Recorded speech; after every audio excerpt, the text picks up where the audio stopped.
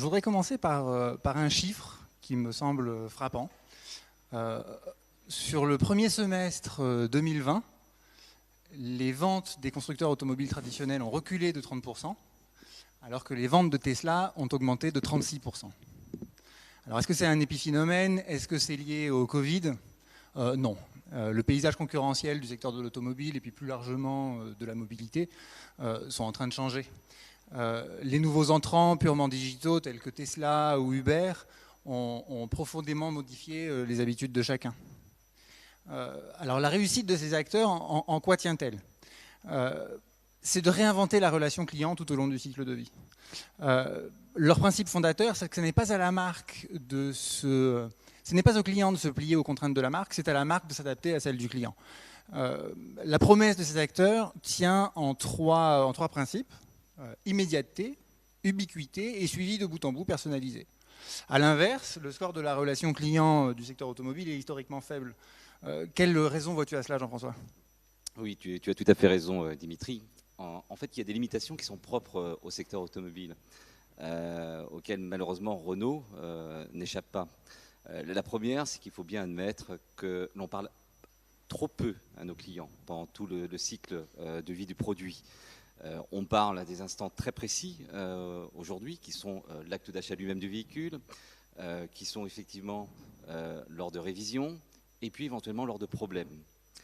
Et justement, notre service client aujourd'hui est plus habitué, et là aussi il faut le reconnaître, à gérer des problèmes plutôt que du relationnel. Aujourd'hui, pour schématiser un peu, est un peu provocateur, un contact client, ça équivaut à un problème, et du coup on a l'impression que moins on a de contact avec les clients, plus on se sent confortable. Autre limitation également, c'est lié au fait du manque de connaissances, ça peut surprendre, du client. En effet, contrairement à ce qu'on pourrait penser, un acteur comme Renault, un acteur automobile comme d'autres également, est avant tout plus un acteur B2B qu'un acteur du B2C. Ça veut dire qu'aujourd'hui, par exemple en France, plus de la moitié de nos ventes directes sont faites avec des entreprises, notamment pour les flottes entreprises. Quant au reste, avec les particuliers, ça passe par un réseau de distribution physique. Donc il y a en quelque sorte une sorte de désintermédiation de la relation qui se fait. Donc tout ça aujourd'hui représente des limitations très fortes dans notre secteur. Donc en résumé, il y a à la fois des limitations, finalement des pressions, on va dire, de nouveaux acteurs, comme tu l'as nommé, et puis des pressions de nouveaux usages, justement. Donc aujourd'hui, comment, et c'est là que c'est intéressant, c'est comment justement aujourd'hui faire face à ces nouvelles pressions et ces nouveaux défis. Donc ce que nous sommes convaincus, c'est qu'il faut d'abord mettre en place une relation entre la marque et le client qui soit la plus fréquente possible, la plus intime possible, et qu'il faut s'affranchir de la dépendance vis-à-vis du réseau physique de distribution, même si celui-ci va rester un atout bien entendu. Et il faut également passer d'un modèle de gestion de requêtes basiques à un modèle de relation, de gestion, de création de valeur. Alors, création de valeur pour le client lui-même, en étant, par exemple, proactif par rapport à ses besoins. Et ça va générer de la satisfaction également. Création de valeur vis-à-vis de l'entreprise, parce qu'on va transformer des problèmes en opportunités. Et ça génère des opportunités de business tout simplement. Par exemple, on peut très bien envisager aujourd'hui le fameux upselling, par exemple, de 5% par client en service après-vente par année. Alors, comment mettre en place ces principes-là? La première chose de base, c'est de s'adapter à l'environnement du client, parler son langage. Alors, ça veut dire quoi de manière concrète? Et c'est ce qu'on a pu mettre ensemble, expérimenter. Ça veut dire déjà permettre aux clients de communiquer avec la marque via ses moyens de communication habituels, ses moyens de communication, qu'il utilise WhatsApp, qu'il utilise Messenger, ce que tu veux, mais c'est la première chose à faire. Deuxième chose également, c'est lui permettre de s'adapter au temps du client, c'est-à-dire que le client peut à tout moment se connecter avec la marque, même la nuit. Pour cela, on met en place des moyens d'automatisation plus ou moins intelligents, qui permet de répondre à une grande partie de ces problématiques ou de ces demandes. Et d'ailleurs, au passage, c'est ce qui permet également à nos forces, à nos agents commerciaux, à notre service clientèle par exemple, de dédier du temps aux traitements plus complexes et de renforcer leur valeur ajoutée. Ensuite également, il faut, autre principe également, c'est là du coup améliorer cette connaissance client. Comment? Eh bien en fusionnant des bases de connaissances CRM classiques du client avec par exemple des bases de données temps réel que l'on a via nos plateformes de connectivité. Et ça nous permet justement de s'affranchir et d'améliorer ses connaissances clients vis-à-vis du réseau de distribution physique. Même celui-ci va rester complémentaire bien entendu. Et le dernier point, c'est qu'il faut mettre en place justement une base de connaissances enrichie, un modèle de connaissances qui lui-même va alimenter tous les business process de l'entreprise, que ça soit au niveau du manufacturing, jusque bien entendu au niveau du service client. Et aujourd'hui, par exemple, tous ces principes-là, c'est ce qu'on expérimente aujourd'hui ensemble, Microsoft et nous, via un projet dans 2 pays européens qui accompagne justement nos clients qui utilisent nos nouveaux services de connectivité qui eux-mêmes, il faut quand même aussi le reconnaître, induisent une complexité exponentielle. Bon, maintenant qu'on a dit ça, les choses ne vont pas aussi facilement et bien entendu, je crois qu'il y a pas mal de défis auxquels même vous avez été confrontés. Absolument, Jean-François. On le voit tous les jours, un projet tel que celui-ci n'est pas un projet technique. C'est un projet organisationnel qui comporte ses propres défis propres à l'organisation. Il s'agit de revisiter l'ensemble des processus métiers. Alors ça ne veut pas dire du tout que les façons de travailler historiques étaient mauvaises, ça veut juste dire qu'il faut les adapter pour se fondre dans ce nouveau marché. Alors d'abord, il faut modifier les processus de fonctionnement des services de relations clients. Ils doivent faire part à plus d'automatisation, au suivi des demandes de bout en bout, et puis à admettre la donnée dans la prise de décision, comme tu l'as très bien dit juste avant.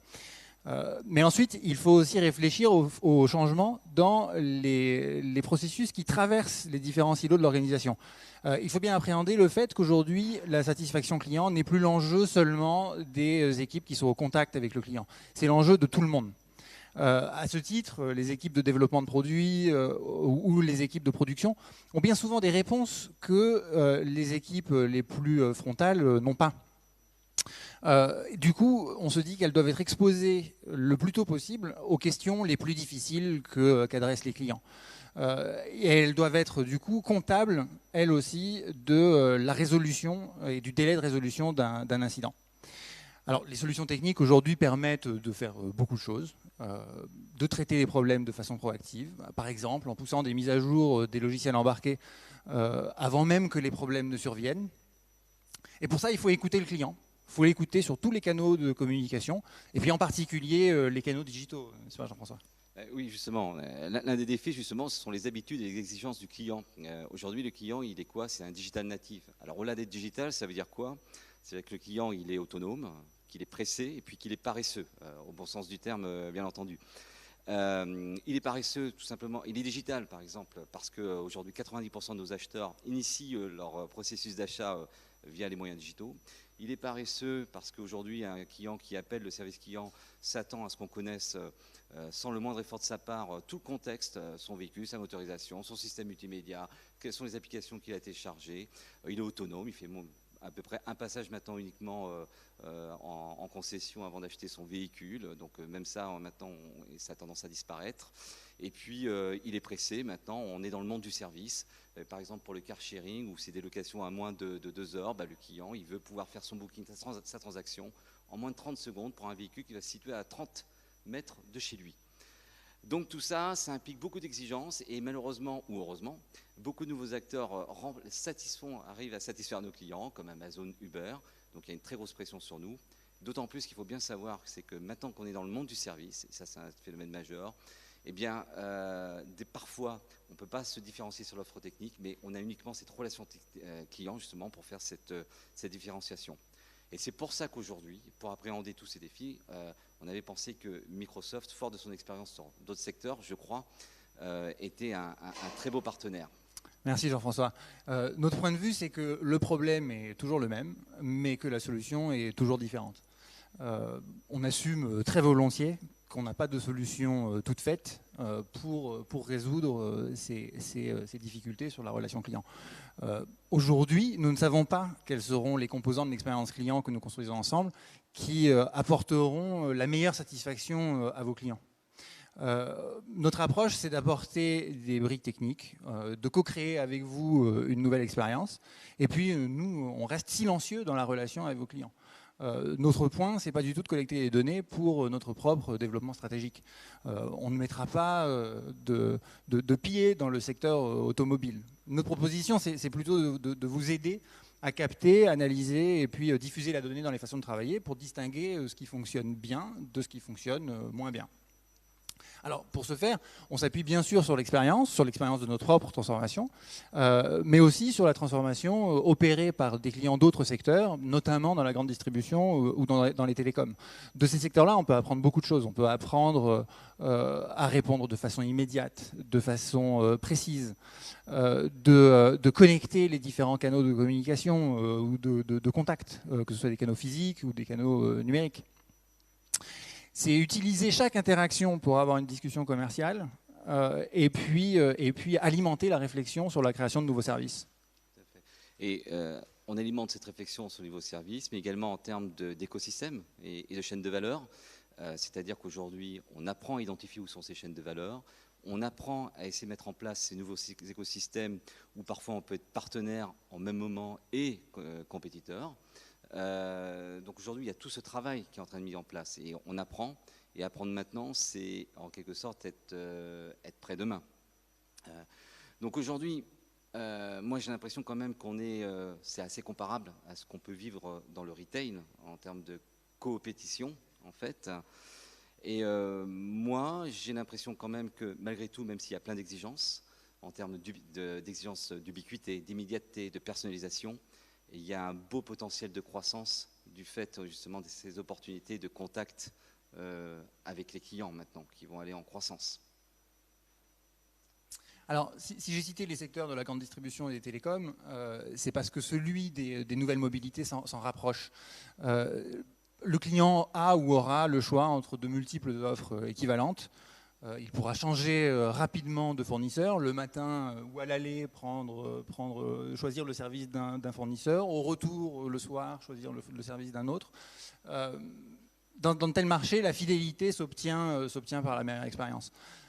C'est la meilleure combinaison entre commodité et puis service client, et relation client qui fera des gagnants. Et il faut penser la relation avant le trajet, pendant le trajet et puis après le trajet. Celui qui maîtrisera le mieux la relation pendant ces 3 temps sera celui qui captera le plus de valeur.